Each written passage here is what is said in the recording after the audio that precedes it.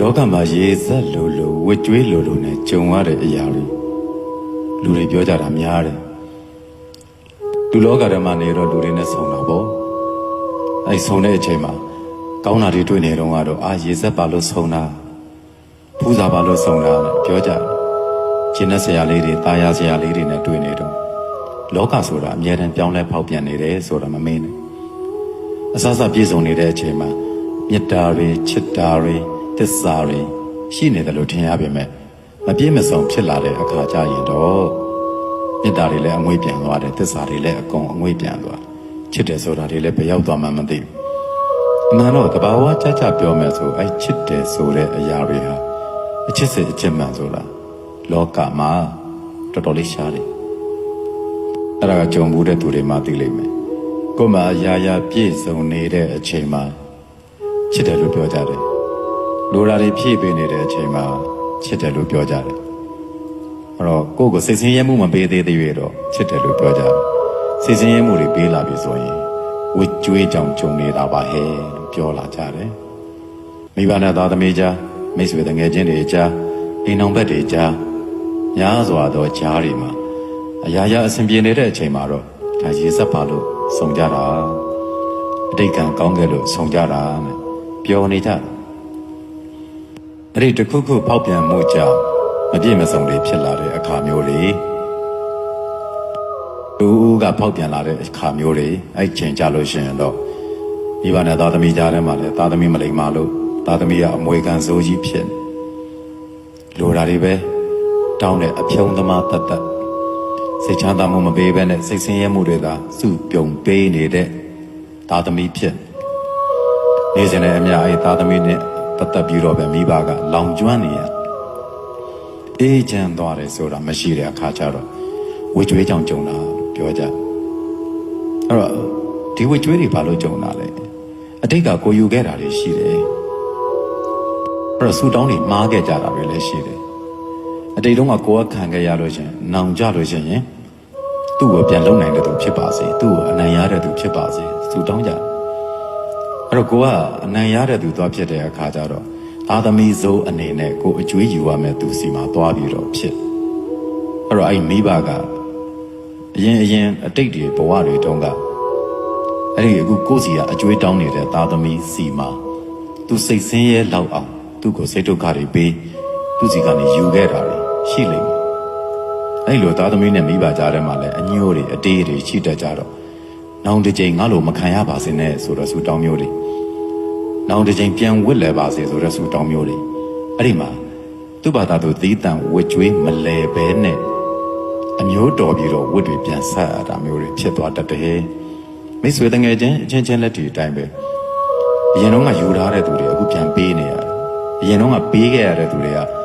ကျင်းစာတွေဆိုခဲ့ကြလို့လာတော့မသိဘူးအခုယူတဲ့သူတတ်တွေပြန်ဖြစ်လူမှုရေးလည်းနားမလဲဘာကမှနားမလဲမေတ္တာလည်းနားမလဲစေတနာလည်းနားမလဲ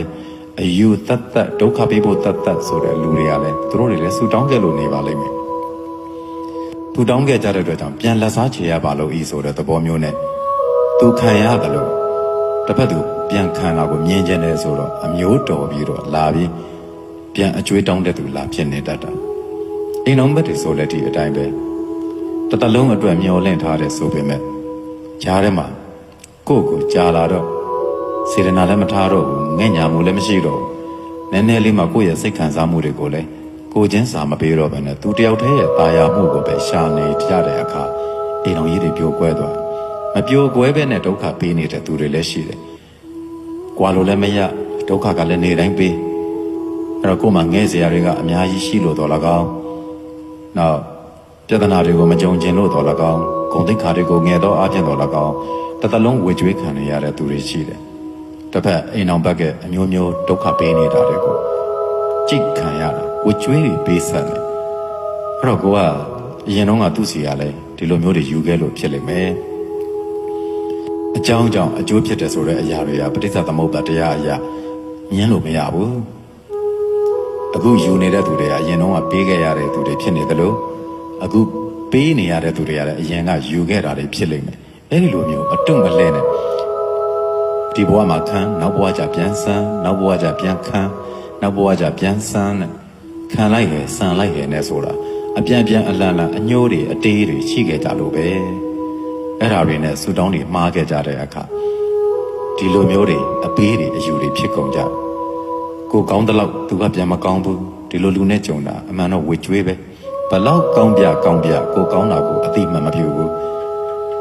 တောင်းပြီဆိုလို့ရှိရင်လည်းအေးဆေးဆေးမတောင်းတတ်ပဲနဲ့ကိုသားသမီးတောင်မှရက်ဆက်ပြန်တောင်းတာမျိုးတွေပြီးပါအရင်ကြီးပေါ်မှာတော့သူလိုချင်တာမရလို့အသက်ကိုပါရန်ရှာပြီးတောင်းတာတွေ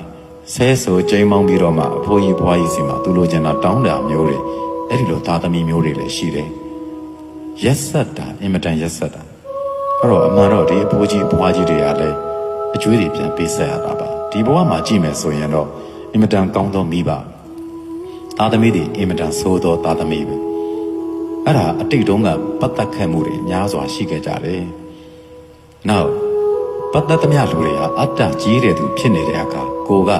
ပိဿတ်သူတတ်ပဲဖြစ်နေရတာတွေလည်းကြုံလိမ့်မယ်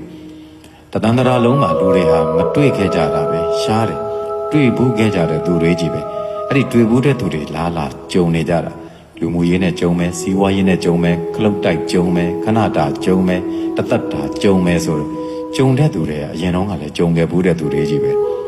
အခုကိုယ်စီကနေယူသွားတဲ့သူတွေကိုယ်စီကခိုးသွားတဲ့သူတွေကိုယ့်အပေါ်မှာအနိုင်ကျင့်ပြီးယူသွားတဲ့သူတွေအဲ့ဒါတွေက